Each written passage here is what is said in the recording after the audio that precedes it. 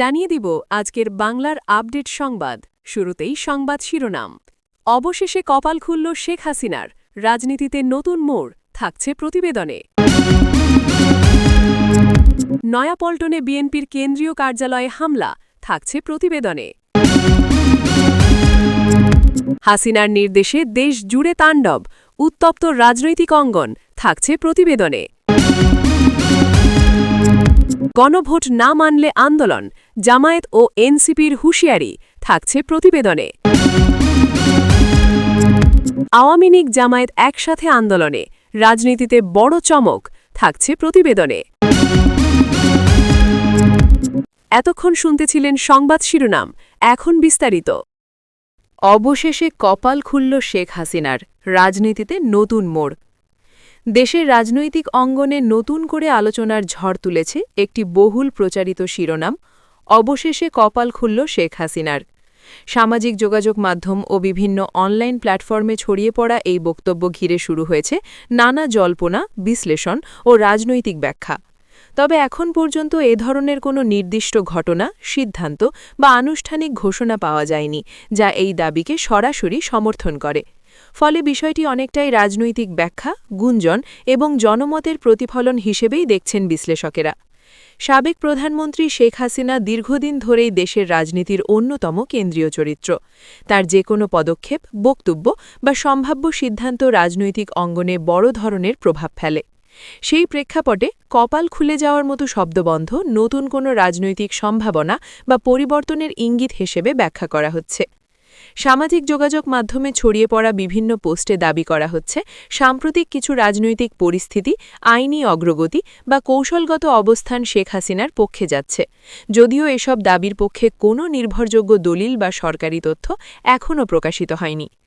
রাজনৈতিক বিশ্লেষকদের মতে এই ধরনের শব্দবন্ধ সাধারণত রাজনৈতিক বার্তা বা জনমত তৈরির কৌশল হিসেবে ব্যবহৃত হয়। এটি বাস্তব কোনো ঘটনার সরাসরি প্রতিফলনও নাও হতে পারে, বরং একটি সম্ভাব্য পরিস্থিতিকে ইঙ্গিত করে। একজন বিশ্লেষক বলেন, বাংলাদেশের রাজনীতিতে নেতাদের অবস্থান নিয়ে অনেক সময় আবেগঘন বা প্রতীকী ভাষা ব্যবহার করা হয়। কপাল খুলেছে এটি এমনই একটি অভিব্যক্তি যা দিয়ে একটি ইতিবাচক পরিবর্তনের ধারণা দেওয়া হয়, কিন্তু সেটি বাস্তবে কতটা সত্য তা যাচাই করা প্রয়োজন। রাজনৈতিক পর্যবেক্ষকদের মতে আওয়ামী লীগের রাজনীতিতে শেখ হাসিনার ভূমিকা এখনও অত্যন্ত গুরুত্বপূর্ণ। তার যে কোনো সম্ভাব্য রাজনৈতিক পদক্ষেপ দলীয় কৌশল, জোট রাজনীতি এবং মাঠ পর্যায়ের কর্মসূচিতে সরাসরি প্রভাব ফেলতে পারে। এদিকে কিছু অনলাইন আলোচনায় বলা হচ্ছে, সাম্প্রতিক রাজনৈতিক পরিস্থিতিতে তার অবস্থান শক্তিশালী হয়েছে এবং ভবিষ্যতে নতুন কোনো রাজনৈতিক মোড় আসতে পারে। তবে এসব আলোচনা এখনও অনুমান নির্ভর এবং আনুষ্ঠানিকভাবে নিশ্চিত নয়। সাধারণ মানুষের মধ্যেও বিষয়টি নিয়ে কৌতূহল দেখা গেছে। কেউ কেউ মনে করছেন এটি রাজনৈতিকভাবে ইতিবাচক পরিবর্তনের ইঙ্গিত হতে পারে, আবার অনেকে বলছেন এটি কেবলই গুঞ্জন বা অতিরঞ্জিত ব্যাখ্যা। ঢাকার বিভিন্ন স্থানে রাজনৈতিক আড্ডা ও আলোচনায় এই বিষয়টি উঠে এসেছে। বিশেষ করে সামাজিক যোগাযোগ মাধ্যমে সক্রিয় তরুণদের মধ্যে এটি নিয়ে ব্যাপক বিতর্ক চলছে। আইন শৃঙ্খলা ও রাজনৈতিক বিশ্লেষকরা বলছেন, যে কোনো রাজনৈতিক পরিবর্তন বা নতুন মোড় সাধারণত দৃশ্যমান পদক্ষেপ, আনুষ্ঠানিক ঘোষণা এবং বাস্তব কর্মকাণ্ডের মাধ্যমেই স্পষ্ট হয়। তাই শুধুমাত্র শিরোনাম বা গুঞ্জনের ভিত্তিতে সিদ্ধান্তে পৌঁছানো উচিত নয়।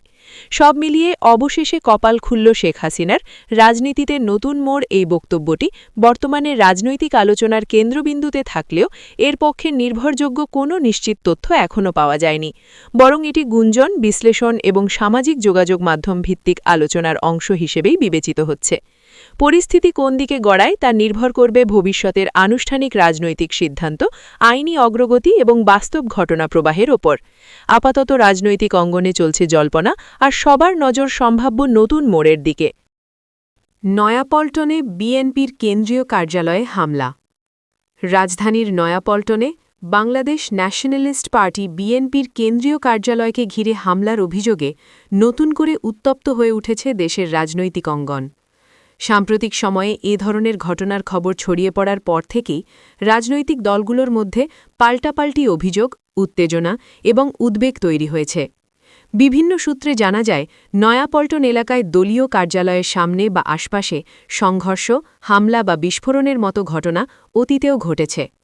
একাধিক প্রতিবেদনে উল্লেখ রয়েছে কার্যালয়ের বাইরে বিস্ফোরণ বা হামলার ঘটনা রাজনৈতিক অস্থিরতা তৈরি করেছে এবং এতে আতঙ্ক ছড়িয়ে পড়ে। এ ধরনের ঘটনার পর বিএনপি নেতারা প্রায়ই অভিযোগ করেছেন যে তাদের রাজনৈতিক কর্মসূচি বাধাগ্রস্ত করতে পরিকল্পিতভাবে হামলা চালানো হচ্ছে। অন্যদিকে প্রতিপক্ষ রাজনৈতিক শক্তির পক্ষ থেকে এসব অভিযোগ অস্বীকার বা পাল্টা অভিযোগও উঠে আসে। রাজনৈতিক বিশ্লেষকদের মতে নয়াপল্টন এলাকা দীর্ঘদিন ধরেই রাজনৈতিক কর্মসূচির কেন্দ্র হিসাবে পরিচিত। এখানে বড় সমাবেশ, মিছিল বা কর্মসূচি হলে আইন শৃঙ্খলা বাহিনীর উপস্থিতিও বাড়ে এবং অনেক সময় উত্তেজনাপূর্ণ পরিস্থিতির সৃষ্টি হয়। অতীতে বড় সমাবেশকে ঘিরে উত্তেজনা, পুলিশি উপস্থিতি এবং সংঘর্ষের খবরও পাওয়া গেছে। একজন বিশ্লেষক বলেন, নয়াপল্টন শুধু একটি দলীয় কার্যালয় নয়, এটি বাংলাদেশের রাজনৈতিক কর্মকাণ্ডের একটি গুরুত্বপূর্ণ কেন্দ্র। তাই এখানে যে কোনো ছোট ঘটনা দ্রুত বড় আকার ধারণ করে। এদিকে রাজনৈতিক সহিংসতার সামগ্রিক প্রেক্ষাপটও উদ্বেগজনক বলে মনে করছেন পর্যবেক্ষকরা।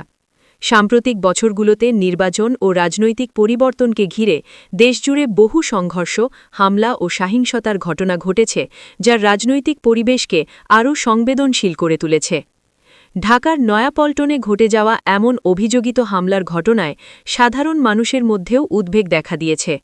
বিশেষ করে যারা ওই এলাকায় বসবাস বা ব্যবসা করেন, তারা নিরাপত্তা পরিস্থিতি নিয়ে চিন্তিত বলে জানিয়েছেন। আইন শৃঙ্খলা বাহিনীর পক্ষ থেকে সাধারণত এ ধরনের ঘটনার পর তদন্তের কথা জানানো হয় এবং পরিস্থিতি নিয়ন্ত্রণে অতিরিক্ত নিরাপত্তা ব্যবস্থা নেওয়া হয়। যদিও নির্দিষ্ট ঘটনার ক্ষেত্রে সব তথ্য সবসময় প্রকাশিত হয় না, তবে কর্তৃপক্ষ পরিস্থিতি পর্যবেক্ষণে রাখছে বলে জানা যায়।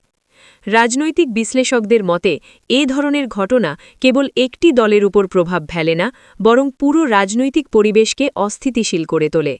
বিশেষ করে যখন বড় রাজনৈতিক দলগুলোর মধ্যে উত্তেজনা থাকে, তখন ছোট ঘটনাও বড় সংঘর্ষের রূপ নিতে পারে।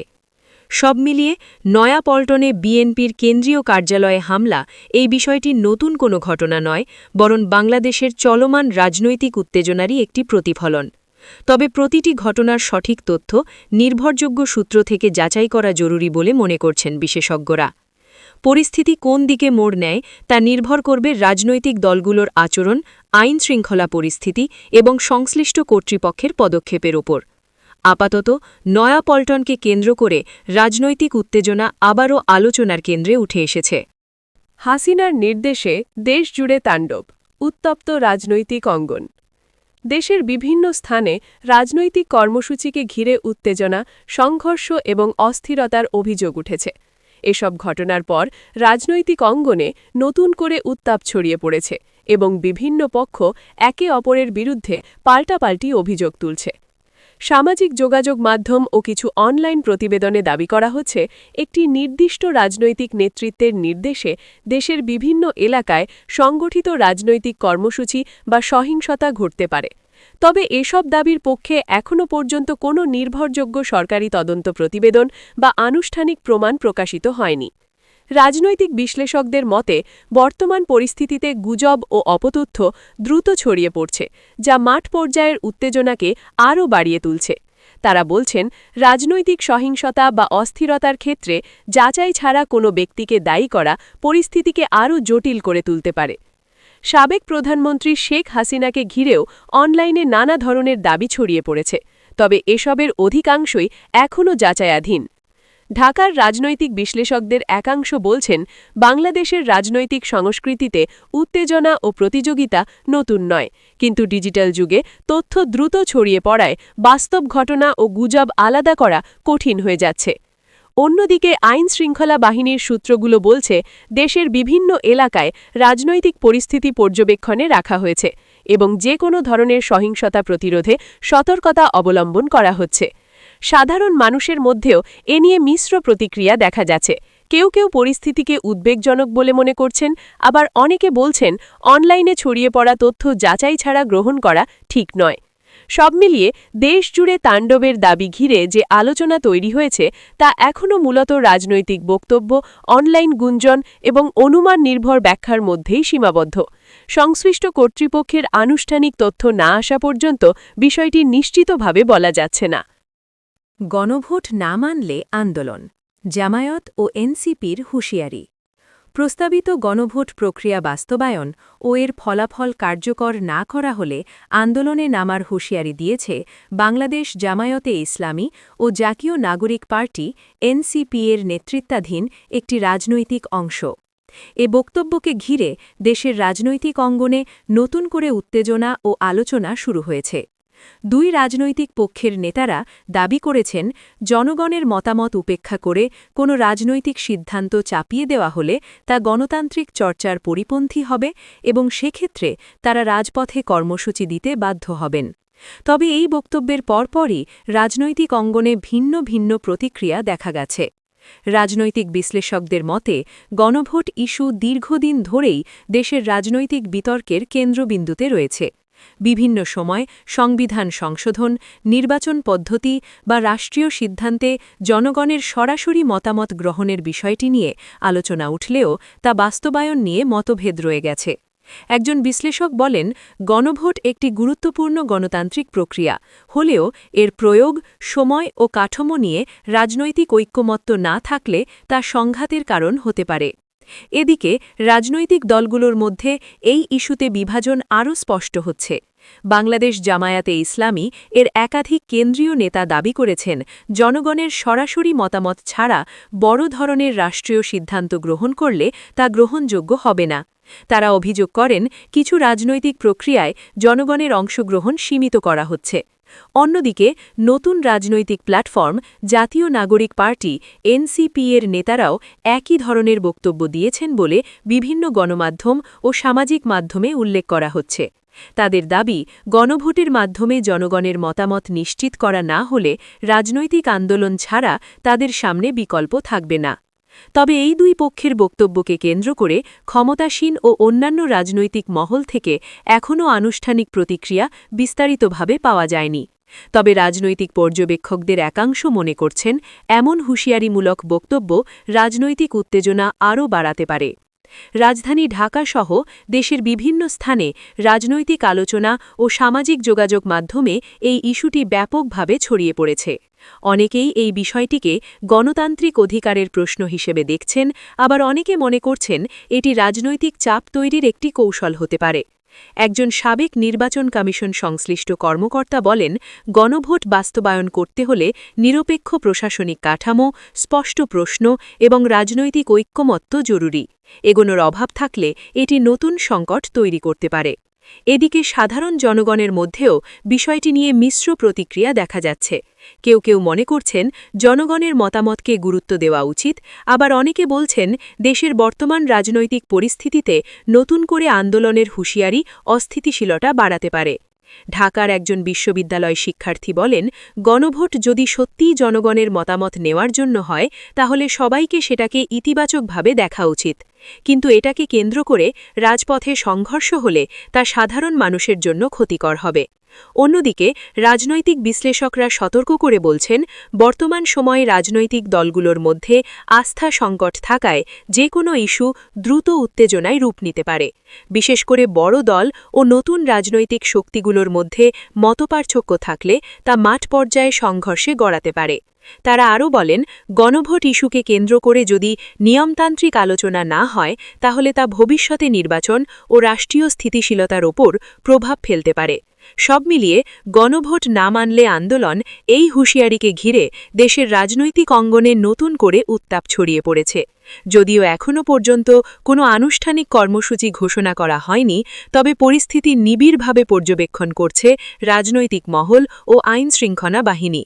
বিশেষজ্ঞদের মতে, সংলাপ ও রাজনৈতিক সমঝোতার মাধ্যমেই এই ধরনের বিতর্কের সমাধান সম্ভব, অন্যথায় পরিস্থিতি আরও জটিল হয়ে উঠতে পারে।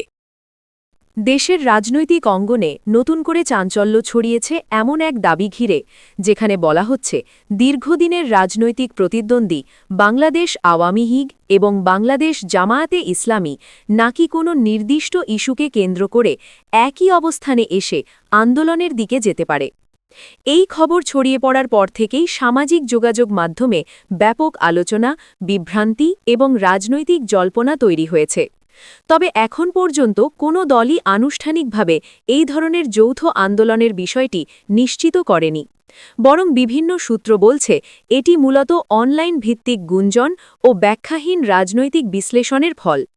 সাবেক প্রধানমন্ত্রী শেখ হাসিনার নেতৃত্বাধীন আওয়ামী লীগ এবং দীর্ঘদিন ধরে ভিন্ন রাজনৈতিক অবস্থানে থাকা বাংলাদেশ জামায়াতে ইসলামীর মধ্যে কোনো ধরনের সমঝোতা বা একসাথে কর্মসূচির খবর ছড়িয়ে পড়ায় বিষয়টি আরও বেশি আলোচনায় আসে। বিভিন্ন সামাজিক যোগাযোগ মাধ্যম পোস্ট ও অনলাইন ভিডিওতে দাবি করা হচ্ছে আসন্ন রাজনৈতিক পরিস্থিতি বা নির্দিষ্ট কোনো ইস্যুতে দুই পক্ষের অবস্থানে আংশিক মিল দেখা দিতে পারে। এর ভিত্তিতেই কেউ কেউ যৌথ আন্দোলনের সম্ভাবনা বলে ব্যাখ্যা করছেন। তবে এসব দাবির পক্ষে কোনো দলীয় দলিল, বৈঠক বা আনুষ্ঠানিক ঘোষণা পাওয়া যায়নি। রাজনৈতিক পর্যবেক্ষকদের মতে এই ধরনের খবর সাধারণত রাজনৈতিক উত্তাপের সময় গুজব আকারে ছড়িয়ে পড়ে এবং পরে অধিকাংশ ক্ষেত্রে তা বাস্তবতার সঙ্গে মেলে না। বাংলাদেশের রাজনৈতিক ইতিহাসে আওয়ামী লীগ ও জামায়াতে ইসলামী দীর্ঘদিন ধরে বিপরীত অবস্থানে রয়েছে। মুক্তিযুদ্ধ পরবর্তী রাজনৈতিক বাস্তবতা এবং পরবর্তী বিভিন্ন ঘটনা প্রবাহ এই দুই দলের সম্পর্ককে গভীরভাবে প্রভাবিত করেছে। ফলে হঠাৎ করে একসাথে আন্দোলনের খবর অনেকের কাছেই অবিশ্বাস্য মনে হচ্ছে। একজন রাজনৈতিক বিশ্লেষক বলেন, রাজনীতিতে অপ্রত্যাশিত জোট কখনো কখনো দেখা গেলেও এমন দুই বিপরীত শক্তির একসাথে আন্দোলনের জন্য বড় ধরনের রাজনৈতিক সমঝোতা প্রয়োজন, যার কোনো ইঙ্গিত এখনও নেই। এখন পর্যন্ত আওয়ামী লীগ বা জামায়াতে ইসলামী কোনো পক্ষই এই বিষয়ে আনুষ্ঠানিক বক্তব্য দেয়নি। দলীয় ঘনিষ্ঠ সূত্রগুলো এ ধরনের খবরকে ভিত্তিহীন বলে ইঙ্গিত দিয়েছে। রাজনৈতিক পর্যবেক্ষকদের মতে যাচাই ছাড়া এমন খবরকে সত্য হিসাবে ধরে নেওয়া ঠিক নয়। এই খবরকে কেন্দ্র করে সাধারণ মানুষের মধ্যে মিশ্র প্রতিক্রিয়া দেখা গেছে। কেউ কেউ বিষয়টিকে রাজনৈতিক গুজব হিসাবে দেখছেন, আবার কেউ কেউ বলছেন বর্তমান রাজনৈতিক পরিস্থিতিতে যে কোনো ধরনের সমীকরণ পরিবর্তন সম্ভব। ঢাকার একজন নাগরিক বলেন, রাজনীতি এখন এত দ্রুত বদলাচ্ছে যে কোনটা সত্য আর কোনটা গুজব বোঝা কঠিন। অন্যদিকে একজন শিক্ষার্থী বলেন, দুটি সম্পূর্ণ বিপরীত দলের একসাথে আন্দোলন বাস্তবসম্মত মনে হয় না। বিশেষজ্ঞরা বলছেন, যাচাই ছাড়া রাজনৈতিক তথ্য ছড়িয়ে দেওয়া সমাজে বিভ্রান্তি তৈরি করতে পারে এবং অযথা উত্তেজনা বাড়াতে পারে। তারা মনে করেন, দায়িত্বশীল তথ্য ব্যবহারের মাধ্যমে এ ধরনের গুজব প্রতিরোধ করা জরুরি। সব মিলিয়ে আওয়ামী লীগ জামাত একসাথে আন্দোলনে এই দাবি এখনও পর্যন্ত মূলত অনলাইন ভিত্তিক গুজব ও অনুমান নির্ভর আলোচনা। কোনো দলই এ বিষয়ে আনুষ্ঠানিক কিছু জানায়নি। রাজনৈতিক বিশ্লেষকদের মতে বিষয়টি সত্য নাকি গুজব তা নির্ভর করবে ভবিষ্যতের আনুষ্ঠানিক রাজনৈতিক অবস্থান এবং বাস্তব ঘটনা প্রবাহের ওপর।